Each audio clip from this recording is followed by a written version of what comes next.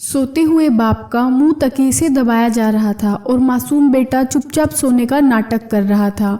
Mummy बस खड़ी देखती रही और काशी अंकल ने छीन लिया उस बच्चे से उसका बाप। ये एक ऐसा मर्डर केस है जिसमें माँ ही कातिल निकली। दोस्तों, ये है वीरू हत्याकांड, बेवफाई, साजिश और मासूम की गवाही से भरी एक सच्ची वारदात। नमस्कार दोस्तों, मेरा नाम है सोनाक्षी और आप देख रहे हैं क्रिमिनल वारदात, जहां हम आपको दिखाते हैं देश विदेश की सबसे बड़ी और खौफनाक अपराध की कहानियां। इससे पहले दोस्तों, मैं आपको यह पूरा केस सुनाऊं, अगर आप हमारे चैनल पर नए हैं तो प्लीज आप हमारे चैनल को सब्सक्राइब कर दें और वीडियो को लाइक कर दें। आपका एक सब्सक्राइब मेरी बहुत मदद करेगा। राजस्थान का एक जिला है अलवर। अलवर जिले के खेरली में 45 साल का मानसिंह उर्फ वीरू अपनी फैमिली के साथ रहता था। उसने 2 शादियां कर रखी थी। वीरू की पहले अरेंज मैरिज थी जिससे उसके 2 बेटे और एक बेटी होती है, और उसकी दूसरी मैरिज लव मैरिज थी। उसकी वाइफ की भी ये दूसरी शादी थी। दूसरी पत्नी के एक बेटा पहले पति से होता है और एक बेटा बाद में वीरू से हो जाता है। वीरू का अपना टेंट हाउस का बिजनेस था।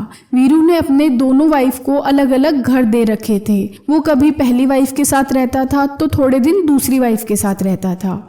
8 जून 2025 की सुबह 5 बजे के आसपास वीरू की तबीयत अचानक से खराब हो जाती है। आसपास के लोग मिलकर वीरू को हॉस्पिटल ले जाते हैं। हॉस्पिटल ले जाते ही डॉक्टर वीरू को मृत घोषित कर देते हैं। अब वीरू के घर उसके सारे रिलेटिव्स और आस पड़ोस के लोग सब पहुंच जाते हैं। सबको बस यही बात समझ नहीं आ रही थी कि सुबह तक तो वीरू एकदम ठीक था, अचानक उसकी मौत कैसे हो गई। वीरू की दोनों वाइफ का रो रो कर बुरा हाल था।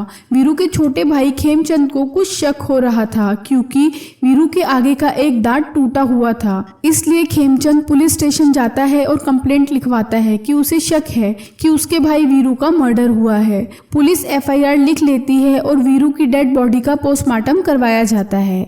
अब पुलिस इस केस की इन्वेस्टिगेशन स्टार्ट कर देती है। 150 से ज्यादा CCTV कैमरे देखे जाते हैं। आस पड़ोस के लोगों, रिलेटिव सबसे पूछताछ की जा रही थी। साथ ही दोनों पत्नियों सहित परिवार के कई लोगों के फोन नंबरों की कॉल डिटेल निकाली जा रही थी। जब पुलिस को सब फोन नंबर की CDR मिलती है तो पुलिस उसमें कुछ देखकर शॉक हो जाती है। पुलिस को पता चलता है कि वीरू की जो दूसरी पत्नी है अनीता, वो एक काशीराम उर्फ काशी नाम के आदमी से पिछले 4 साल से डेली बात करती है। एक दिन में वो उसे कम से कम 20 से 25 बार फोन पर बात किया करती है। काशीराम सूर्यनगर में रहता था और वो एक ठेली लगाकर कचौड़ी बेचा करता था। पुलिस बिना टाइम वेस्ट करे दूसरी पत्नी अनीता को अरेस्ट कर लेती है। अब पुलिस अनीता से पूछती है कि उस कचौरी वाले से तुम्हारा क्या रिलेशन है। तो अनीता पुलिस को बताती है कि मेरा एक जनरल स्टोर है और वहां पर काशीराम खरीदारी करने के लिए आता है। कचौरी बनाने का सारा सामान वो मेरी ही शॉप से लेकर जाता है। वो मेरी शॉप के सामने ही अपनी कचौरी की ठेली लगाता है। इसके सिवा मेरा काशी से और कोई रिलेशन नहीं है। लेकिन इसी बीच पुलिस को एक कॉल आता है और जब पुलिस जल्दी से मृतक वीरू के घर जाती है और वहां जाकर जब वो उसके 9 साल के बेटे से बात करती है तब पुलिस भी सन्न रह जाती है। बच्चा पुलिस को बताता है कि 7 जून की रात को मैं जब सो रहा था तब देर रात को मुझे दरवाजे पर हल्की सी आवाज सुनाई दी। क्योंकि मैं बाहर वाले कमरे में ही सो रहा था, मैंने आंखें खोली तो देखा कि मेरी माँ अनीता गेट खोल रही है। काशी अंकल बाहर खड़े थे, उनके साथ 4 और लोग थे। मैं डर गया, मैं उठा नहीं, चुपचाप सब कुछ देखने लगा। वो लोग पापा के रूम में गए, तभी मुझे पापा की चीख सुनाई दी।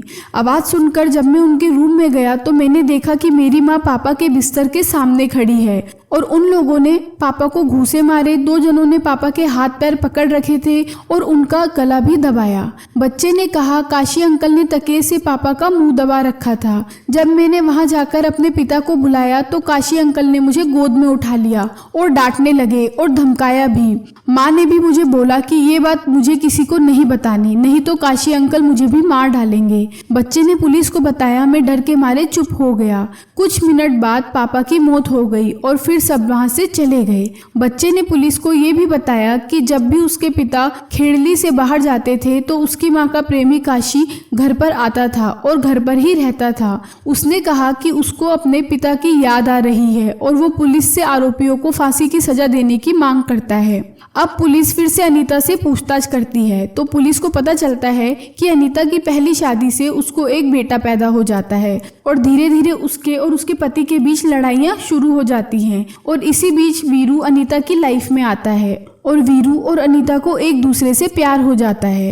अनीता अपने पहले पति को डिवोर्स दे देती है और वीरू से शादी कर लेती है, लेकिन यह प्यार ज़्यादा दिन तक नहीं चल पाता और फिर अनीता की लाइफ में तीसरा इंसान आता है, कचौरी वाला काशीराम, जिससे अनीता को प्यार हो जाता है।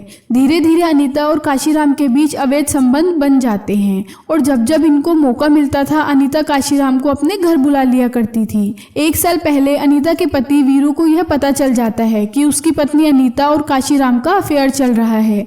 वीरू ने इस बात का विरोध किया और अनीता और काशीराम के मिलने पर रोक लगा दी। वीरू ने कहा कि कोई भी तुम्हारी दुकान पर खरीदारी कर सकता है, लेकिन काशी नहीं आएगा। इसी बात को देखते हुए आए दिन अनीता और वीरू के बीच में झगड़े होने लगे। अनीता और काशी एक दूसरे से नहीं मिल पा रहे थे, इसलिए अब दोनों ने मिलकर प्लान बनाया कि क्यों ना वीरू को रास्ते से हटा दिया जाए और इसके लिए तारीख तय की जाती है 7 जून 2025। काशी ने पहले ही 4 किलर्स को 2 लाख रुपए देकर हायर कर रखा था। जब 7 जून 2025 को रात में जब वीरू सो जाता है तो अनीता चुपके से जाती है और अपने घर का मेन गेट ओपन कर देती है। तब काशीराम उन 4 किलर्स को लेकर अनीता के घर आता है और सीधा वीरू के कमरे में जाता है। वहां जाकर 2 जने वीरू का हाथ पकड़ते हैं, 2 पैर, और काशीराम उसका तकिए से गला दबाने लगता है। फिर पीछे से एक आदमी आके तौलिए से उसका गला दबाता है और इसी बीच में जब वीरू खुद को बचाने की कोशिश कर रहा था तो बीच बचाव में वीरू को घूसा मारा जाता है, जिससे वीरू का दांत टूट जाता है। पुलिस ने अनीता, उसके प्रेमी काशीराम और एक हत्यारे को अरेस्ट कर लिया है। बाकी 3 लोगों की तलाश अभी जारी है।